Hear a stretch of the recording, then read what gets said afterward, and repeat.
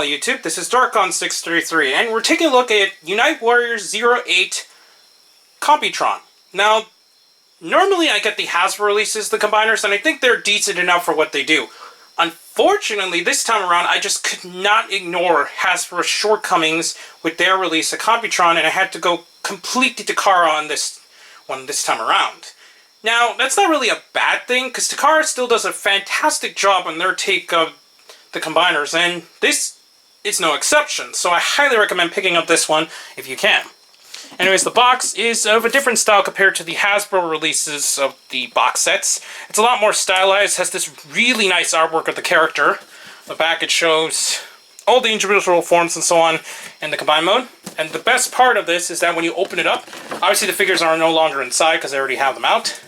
But it has this really awesome window box style box with the really nice look of Computron on the top there. So I think they did a fantastic job in the overall design.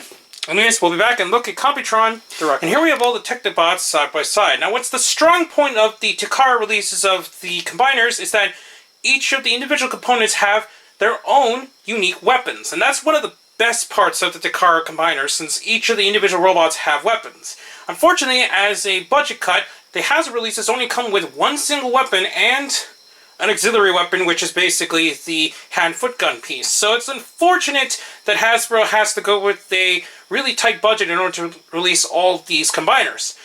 Obviously, that's not prevalent in the car version since they decided to release them all in a giant box set. But also because of the premium paint job and the new molds and so on, it's a lot more expensive than getting each of the individual Hasbro releases. Although obviously this doesn't matter since even Hasbro released Computron in a box set of their own. Anyways, we're going to take a rundown and take a quick look of each of the individual components of Computron.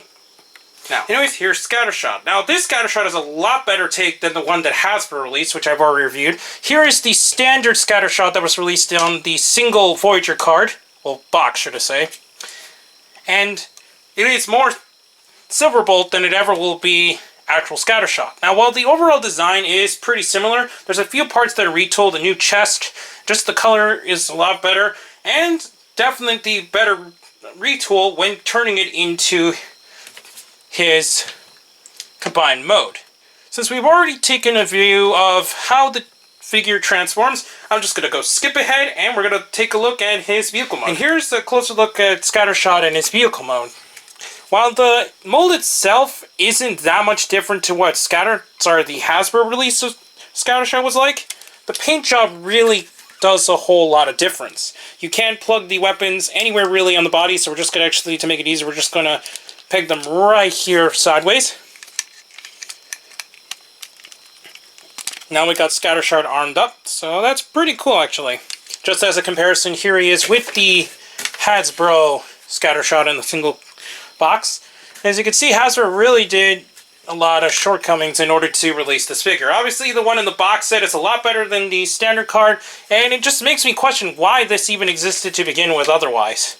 So that pretty much covers Scattorshot. So now we're moving on to the next Technobot. And now we move on to Lightspeed. I forgot to mention that the articulation is the exact same thing on Scattorshot, and we're just going to look at the articulation quickly for the rest of them. Anyways, taking a look at Lightspeed, he is using the breakdown mold, the wheeljack mold, where it had a different bumper in the front, so it's got a little bit of a different design, and unfortunately the Hasbro version did not use that. It just used the standard breakdown mold. The articulation is exactly the same. The head is on a really nice ball joint. Ball jointed shoulders. A secondary joint due to transformation, but it kind of breaks up the articulation in general there. He has 360 waist, ball joints at the hips, which are a lot better than some of the other releases I have. They're a lot tighter and not as wobbly. Swivels at the thighs. Hour movement, kind of due to transformation, but it's not really an articulation point. He does have that strange bouncy waist joint that we've seen with the breakdown mold in general. Kind of swivels at the feet. Not swivels, but pivots at the feet due to transformation. And he does have, obviously, because of the ball joint, he does have the ability to swivel at the elbows and double jointed elbows in general. So he does have high range of movement. We're going to quickly transform him on screen and take a look at him in his vehicle mode. Now we have Lightspeed in his vehicle mode. And what's cool is that since he does have the wheeljack spoiler and also the bumper, it's pretty cool that they went with this mold since it's a lot more accurate to Lightspeed's design. You can actually plug the weapons on the side of the vehicle, which is something new since obviously the original Elites did not have any other weapons outside of the standard blaster. It's cool you can do that. And as normal, you can just plug in the hand-foot gun on top if you wished. So now you got him fully armed up and ready to go to battle, so that's really cool. He does roll really nicely on the table as normal, and that's pretty much it. You're not going to get a whole lot of difference with this mold outside of the breakdown and the wheeljack mold if you already have it. Anyway, so now going to the next Technobot. And now we have Nose Cone, which, in my opinion, is the most retooled out of all the characters that are released here. So that's pretty cool. You're not going to get a whole lot of difference in articulation. It's going to be the exact same thing you see with the Hound and Rook mold, but we're just going to quickly cover them. The head is on a ball joint. Ball joints at the shoulders, and backwards movement due to transformation there. Swivels at the biceps, but it's a little bit tight and hard to get into. Pretty good elbow joints, but no other articulation points there. He does have 360 waist swivel. Ball joints at the hips, which have good movement. Swivels at the thighs. About 90 degrees of knees, and feet can pivot due to transformation, but that's about it. In terms of the retools, the entire vehicle mode is mostly changed, since he does have this entirely new molded drill piece, which surprisingly is removable for some reason. I don't really see a purpose outside of that, but that's about it. And he does have also the individual weapons, which are really nice. We're going to quickly transform it off screen, and go on from there. Now, I haven't fully transformed it because I forgot it does have one major difference, and that's this entire nose cone piece up here. Basically, what you're going to do is make sure it doesn't pop out. I don't know why it keeps popping out now. You're going to put this down like this, and then it's just going to become the front part of the drill in front. And there you go. It's got the drill in the front, and now it's got the full-on nose cone vehicle mode. Now, the vehicle mode, and now I just realized that is why the piece has to be removed in order to put it there. I actually kind of forgot about that, since I don't usually put them in their vehicle modes. This is where it's majorly different. As you can see, mostly for the Rook and Hound mold, Hound did something similar since it didn't have the upper piece, if I remember correctly, but in this version, unlike Rook, it does not have an entire upper piece where you need to collapse over the top. So that's one of the major differences. In this mode, obviously, you can keep the little cannons that are there, and you can arm them up even more. You can put the other gun up here, and if you want to, you can put the hand-foot gun to the side or anywhere really on this mode to arm him up even more. He does have plastic wheels at the bottom, which I think is actually something completely new here because these tread pieces did not exist in the original mold. It can roll really nicely, so that's cool. And the other main gimmick is that this piece can actually spin. Though it doesn't spin really well, and you have to do it manually. As you can see, it's kind of a hard spin there. And this piece can kind of spring load back and forth for some reason. But that's pretty much it in terms of differences between this mold and the other molds that were used for the other characters. Anyway, so now take a look at the final two standard deluxe scale pieces of Computron. And now we take a look at Afterburner. Now, Afterburner is obviously a repaint and retool of the deluxe groove mold. So if you already have the groove mold, you're not going to get a whole lot of different in terms of design outside of the obviously remolded parts. Articulation is pretty much the same. Shoulders are on ball joints with up and down movement because of the way the transformation is, but as you can see, it's extremely tight, so you're not going to get a whole lot of movement there. He does have the head swivel, and you can kind of look up and down. He has swivels at the biceps, single jointed elbows, but nowhere else articulation there. He does have full 360 waist articulation, ball joints at the hips, swivels at the thighs, and this thing keeps getting unaligned for some reason. He does have pretty great knee joints, and nothing else. You're not going to get any other points of articulation. So if you've already seen my deluxe groove mold review, deluxe groove review, then you already know how the transformation is like. So we're just going to skip ahead. And here we have Afterburner in his vehicle mode. Basically, when this mode, he does feature the kickstand as normal as seen in the Deluxe Groove mold, but other than that, I think most of it is pretty much exactly the same. What you can do is take these pieces, which are the guns, and just plug it onto the sides there, so now you got him fully armed up. So it looks very reminiscent of how the G1 toy was able to put the weapons there, and you can plug this on the top if you wished to arm up there.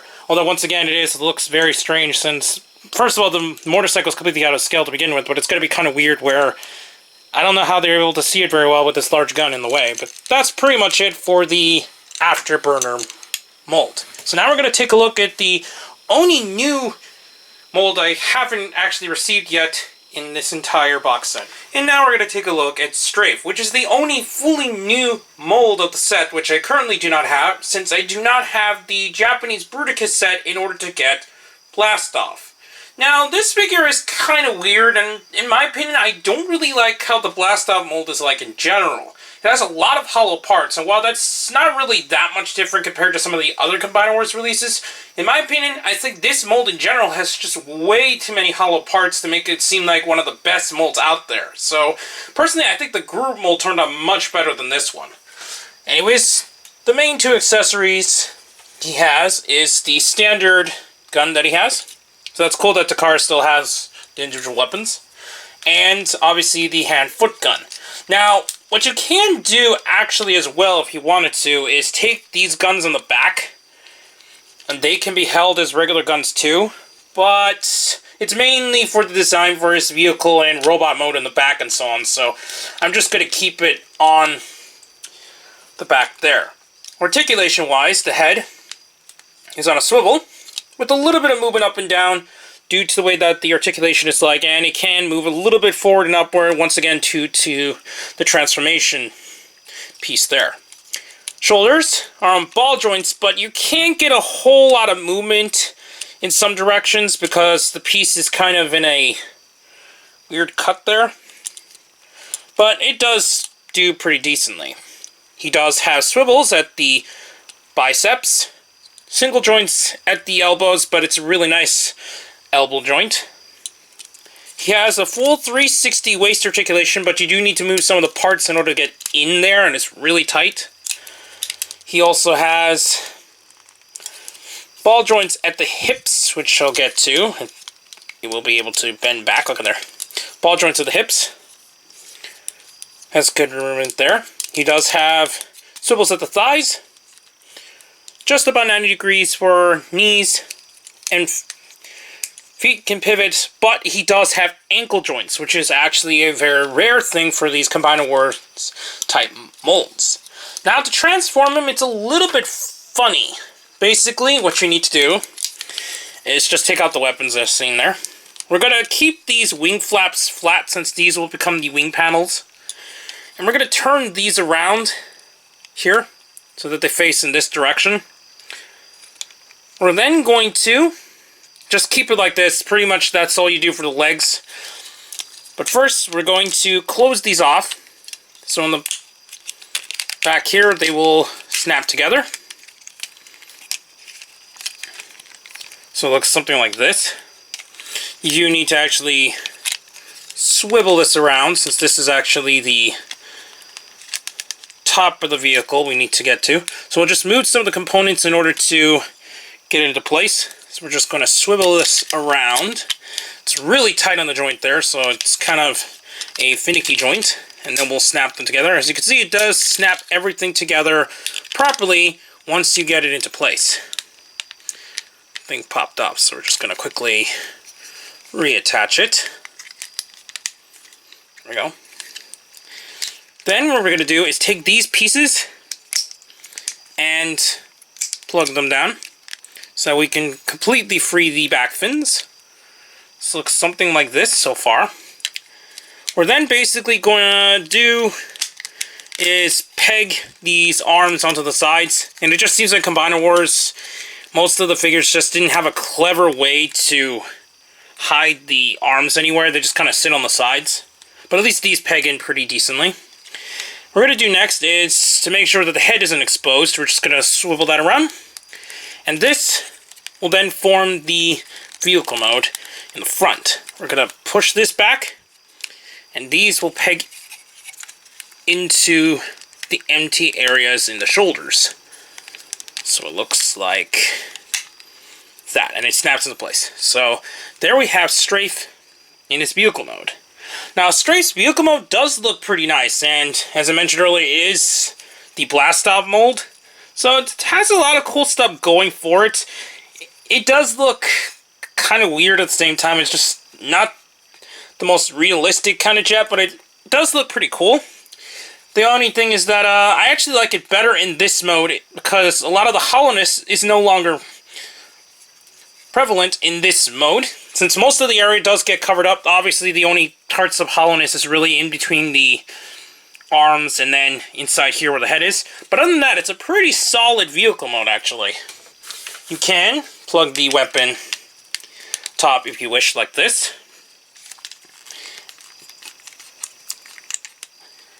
But you can actually plug this hand-foot gun as well. And it does feature the peg hole up there, so now you can actually put both weapons at the same time. So that's cool that it has that ability. He doesn't have any wheels at the bottom or any landing gear, from what I can tell. So that's pretty much it for the vehicle mode for Strafe. There isn't a whole lot otherwise you're going to get with this figure. Anyways, we'll now go on to the look at all the other Technobots together once again, and go on with the full combination. Here we got all the Technobots together in their vehicle modes. I think they did a fantastic job releasing this version of Computron, and they look really nice with all the individual vehicle modes together.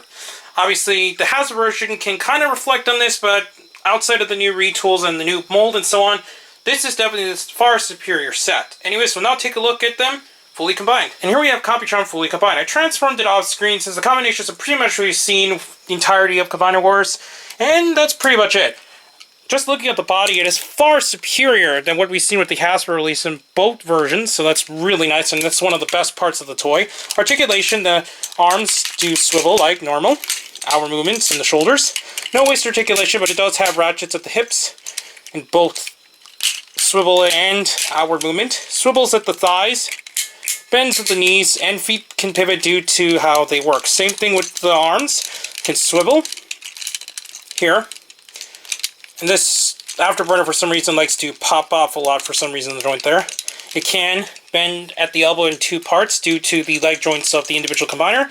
And hands can swivel and individual fingers, even though they are together. So that's pretty much it for articulation-wise. What's cool about this is that you can combine all the weapons to change it into a giant combined weapon. We're just gonna put Scattershot's guns together. And from here we're going to attach Lightspeed's guns here. Then what I like to do is take Nose Cone's guns and plug them out here. And then for Afterburner, I like to plug the gun on the side here. If I can get it together, sometimes it's a little hard to get in there. So I'll just plug the first one down here. So it looks like that.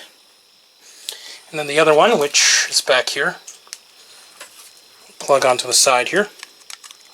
This one's easier to plug on the side because it's got a little more space there. Something like that. It's a little off though, but maybe the other way around.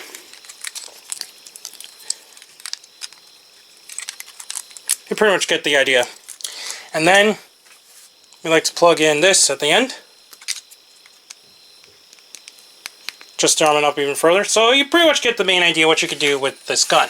So overall, I think Takara Tomy did an excellent job in making a new version of Computron that is a lot more accurate to how Computron's supposed to look like. It's unfortunate that Hasbro made so many shortcomings in their version that, while maybe some of the modes look pretty decent in some of the individual robots, Takara Tomy wins all the way in terms of the full combined mode. And this is where the main reason I got it was for the complete Computron mode, not so much the individual robots. So I think Takara Tomy really hit this one out of the park, and I'm very impressed with the overall design and what you could do with this figure. So it's a bit hard to get a hold of, especially since it was extremely popular when it came out. So it is a little bit of a difficult toy to find, but if you're able to get a hold of it, then I highly recommend picking this up over the Hasbro version. Unless you really care for scrounge that much, then maybe go for the Hasbro version.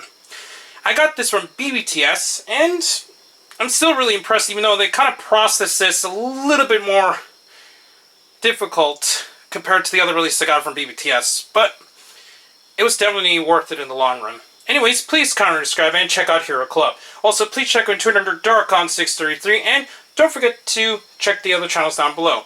Check me on Twitter under Darkon633, and I'll be back with more Transformers in the future, but for now, I'll be seeing you on YouTube. Bye.